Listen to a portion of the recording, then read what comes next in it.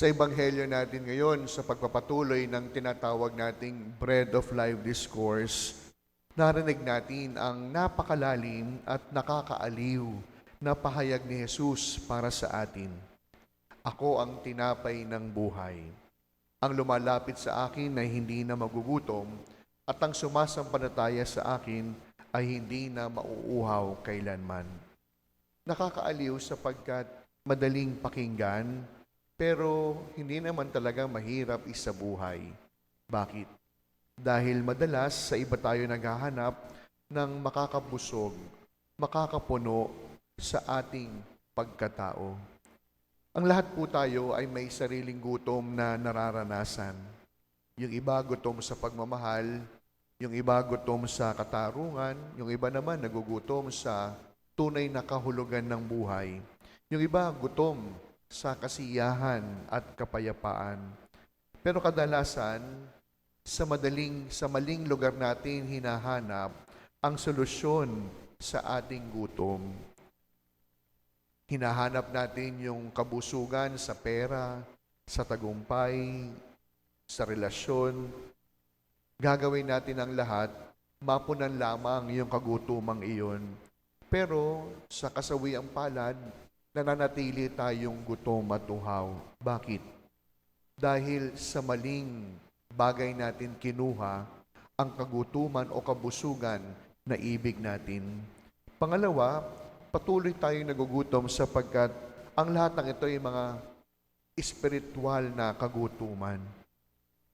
At ngayon, si Jesus ang sasabi sa atin sa Ebanghelyo, ako ang tinapay.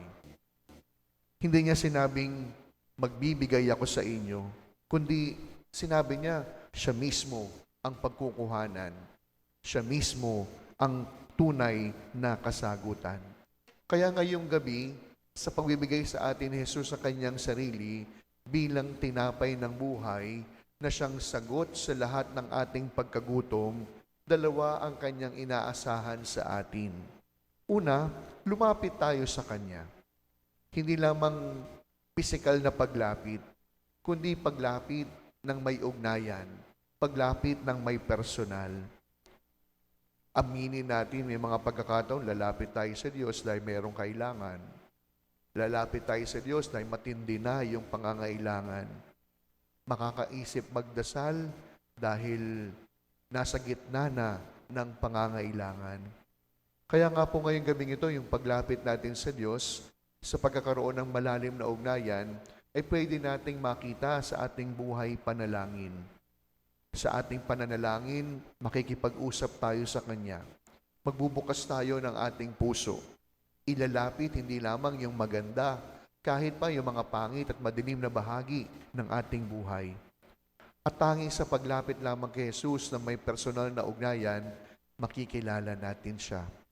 At pangalawang hinihingi matapos tayong lumapit sa Kanya, tayo ay sumampalataya.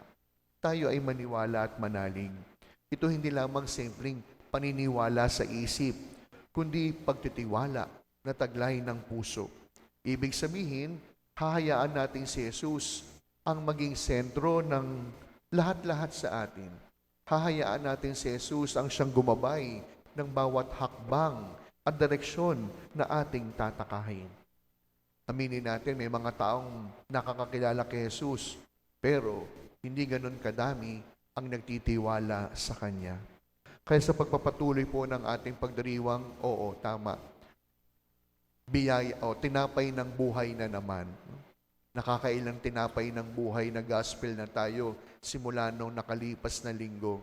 Naalala ko minsan, sabi nung lektor, Father, bread of life na naman, nakakaumay. Sabi ko sa kanya, ikaw nakikinig ka lang, subukan mo maghumili ng tinapay ng buhay, tignan ko lang. Pero may dahilan kung bakit paulit-ulit ang tinapay ng buhay discourse. Bakit? Hindi lamang dahil kabisado na ba natin? Paulit-ulit sapagkat ang tanong, talaga bang naniniwala tayong si Jesus ang tinapay na siyang bubusog sa atin? Tanggap ba talaga natin si Jesus ang siyang buhay na hinahanap natin? Kaya sa pagpapatuloy po ng ating pagdiriwang, kung si Jesus ang tunay na tinapay ng ating buhay, pues, dalawang bagay ang dapat natin gawin. lumapit tayo sa Kanya ng may personal na ugnayan.